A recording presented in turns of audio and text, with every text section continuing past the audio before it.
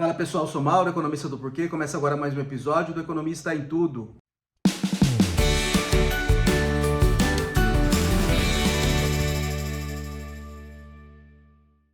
Para você que está chegando por aqui, eu convido a se inscrever no nosso canal e ligar o sino para receber as notificações.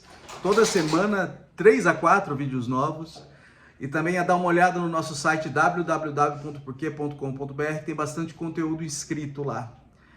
Hoje eu vou falar um pouco da euforia, minha euforia que aconteceu na semana passada na economia brasileira, né? Você vê a bolsa subindo forte. E outra coisa interessante que aconteceu foi os juros mais longos, que são juros em cima de ativos que têm um vencimento daqui a alguns anos, né? Eles caindo forte. Isso tem a ver com uma série de notícias boas que estão aparecendo, surpreendente boas que estão aparecendo da economia brasileira.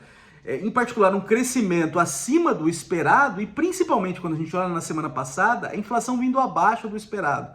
Então, o que a gente está vendo agora é uma consolidação no processo de queda da inflação na economia brasileira, de um processo de desinflação, que a gente chama. E a hora que a gente olha para a semana passada foi quando justamente saiu essa notícia da inflação. Então, boa parte da subida que teve na semana passada foi essa notícia da inflação mesmo, essa notícia da inflação vindo abaixo do esperado. Então, por que isso está mexendo com mercados e está gerando essa mini euforia? É porque, assim, isso aí está sinalizando alguma perspectiva que o Banco Central possa começar uma queda de juros mais cedo. Então, o Banco Central vinha mantendo a taxa de juros nesse nível alto por causa da inflação, para ancorar as expectativas de inflação. Então, com a inflação mais alta, o Banco Central tende a subir a taxa de juros. E a inflação ela veio alta há uns 2 anos já. Então, você vê furos da meta de inflação 2 anos seguidos. Em 2021, furo enorme. Tá? Em 2022, já menor. E em 2023, a perspectiva é de furo de novo. Tá? Mas essa perspectiva está ficando cada vez menor, vamos dizer assim. Esse furo, ele tende a ser mais baixo ou até não acontecer, dependendo do caso. Eu acho que vai acontecer, mas ele tende a ser menor. Então isso aí tende a dar uma perspectiva para o Banco Central começar uma queda de taxa de juros mais cedo. E taxas de juros menores, elas tendem a favorecer o mercado de ações, tá? Que é onde estão que é a bolsa, que é onde ações são transacionadas, ações de empresas são transacionadas. Ações, elas tendem a ter mais volatilidade, tá? Títulos do governo, por exemplo, eles são mais seguros, têm um rendimento mais estável. Então, quando a taxa de juros está alta, esses títulos do governo estão pagando muito alto. Então, os investidores tendem a preferir esses títulos do governo a investir em ações. Se a perspectiva é que essa taxa de juros vai descer, e é isso que está sinalizando esse dado da inflação, que o Banco Central pode começar um processo de queda na taxa de juros antes, isso aí já torna ações mais atrativas hoje. E aí faz com que o preço das ações suba. Então você vê essa subida no mercado financeiro do jeito que você está observando aqui. E esses juros futuros? Tá? Quando você pega títulos mais longos, eles não só pegam o juro hoje, que é basicamente a Selic, que é juros influenciados pela Selic, mas juros ao longo do tempo. Tá? Então, com a perspectiva de queda na taxa de juros, esses títulos mais longos, você enxerga uma queda também no retorno deles. Então é isso, uma perspectiva de taxa de juros mais baixa também puxa o retorno de títulos mais longos para baixo também. Então é tudo consistente com esse processo da inflação mais benigno que está aparecendo nos dados. Eu diria que ainda não está totalmente confortável. Então hoje, o último dado de maio que saiu na semana passada, coloca a inflação de 12 meses um pouquinho abaixo de 4%. Se você olhar a meta de inflação para 2023, ela é 3,25%, é o centro da meta, e aí tem um intervalo de tolerância de 1,5% para cima e para baixo. Então, o teto do intervalo de tolerância é 4,75%. Então, para o Banco Central cumprir a meta, a inflação tem que estar abaixo disso. Tá? E hoje a inflação está em 4%. Fala assim, nossa, que ótimo, já vai cumprir? Não é certeza, e provavelmente não vai, eu diria. Por quê? Porque no ano passado, a gente teve períodos de deflação, de inflação negativa. E esses períodos foram 3 meses ali no meio do ano. E isso aconteceu basicamente por causa que o governo fez um corte de impostos temporários sobre gasolina e energia. E esses são itens que pesam bastante no índice de inflação. À medida que essa janela de 12 meses vai correndo, esses meses do ano passado eles vão sair da janela. Isso vai tender a puxar a inflação para cima ao longo do tempo, a inflação de 12 meses. Então, se a gente pegar as expectativas de inflação para o fim do ano, que é a pesquisa Focus do Banco Central, ela coloca ainda a inflação hoje, por exemplo, o dado que saiu hoje, a mediana dessas expectativas de inflação, que são tomadas de opinião junto a consultorias econômicas e ao mercado e agentes do mercado financeiro, coloca essa a expectativa de inflação em 5,42 hoje. Tá? Então, acima do limite superior ali da meta.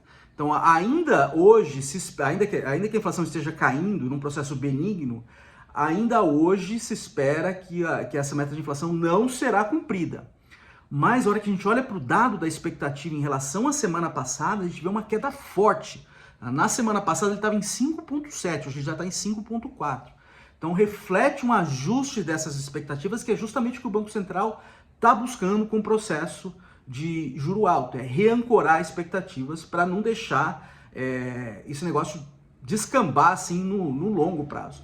E a hora que a gente olha para as expectativas para 2024 e 2025, a gente está enxergando quedas de novo.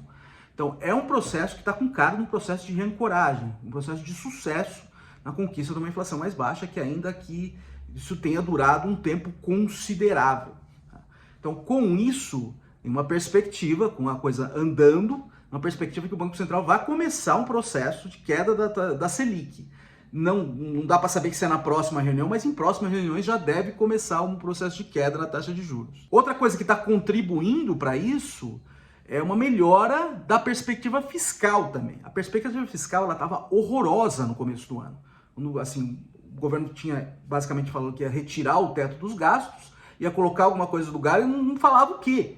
Agora, pelo menos, falou o quê, que é o arcabouço fiscal, já tem pelo menos algum norte. Então, a perspectiva fiscal está melhorando. Isso está puxando, está diminuindo o risco da dívida brasileira e está ajudando também a puxar essas taxas de juros futuras, taxas de juros longas para baixo também.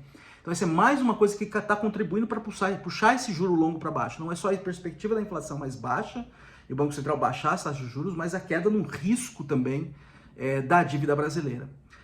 As perspectivas, outra coisa interessante também, as boas perspectivas do lado do crescimento da economia brasileira, veio um dado no primeiro trimestre, a gente comentou aqui na semana passada, um dado excelente de crescimento. Mais crescimento também ajuda na arrecadação de imposto. E o arcabouço fiscal, ainda que ele não dê tanta clareza sobre o cumprimento as metas fiscais no longo prazo, que acho que ainda falta muito detalhar, ele depende fortemente de arrecadação de imposto, para que ele pare de pé. Com um crescimento mais forte vindo, essa arrecadação de imposto tende a aumentar também, então tende a facilitar o cumprimento das metas fiscais. Mas assim, esse crescimento, acho que uma coisa importante a notar é que esse crescimento que aconteceu no primeiro trimestre, ele está fortemente ligado a uma coisa que é muito provavelmente episódica, que é um crescimento absurdo na agropecuária, que veio de uma safra de grãos enorme. Então isso aí não é uma coisa que tende a se repetir, mas tende a ajudar a arrecadação de imposto e ajudar do lado fiscal, o que também contribui para diminuir essas taxas de juros longas. Outra coisa que esse crescimento expressivo deve ajudar é também na inflação, ajuda a controlar a inflação. Como ele está vindo basicamente do agro, isso aí tende a aumentar exportações. Com o aumento das exportações, você tende a ter mais entrada de dólar na economia brasileira, tá? Porque o exportador vende e entra dólar aqui. Entrando dólar aqui, o preço do dólar tende a cair. Então essa tendência à queda no preço do dólar puxa para baixo produtos que são importados, porque você diminui o preço do produto importado em reais, e cai o preço do dólar, e produtos que são exportados também, né? Porque a rentabilidade agora de exportar lá fora diminui para alguns produtos. E isso contribui para baixar o preço aqui dentro, tá? Ou para não aumentar tanto. Então essa é mais uma coisa que tende a ajudar o processo inflacionário a esfriar, e tende também a colaborar para que o Banco Central inicie uma queda de juros antes. Tá? Então é uma coisa para a gente ficar de olho agora no próximo Copom, que é o Comitê de Política Monetária que vai definir o que vai acontecer com a taxa de juros, para ver se já vai ter uma queda agora, e principalmente para ver a sinalização do Banco Central para as próximas reuniões, para entender como é que vai ser esse processo da taxa de juros, quando vai começar a cair e em que velocidade. É isso aí, pessoal. Muito obrigado por ter assistido o vídeo. A gente volta a conversar mais na semana que vem. Deem uma olhada no nosso canal, tem bastante conteúdo lá. O endereço é www.porquê.com.br. A gente também está nas redes sociais, aqui no YouTube, no Facebook, no Instagram e no Twitter. E é isso aí, até semana que vem. Um abraço!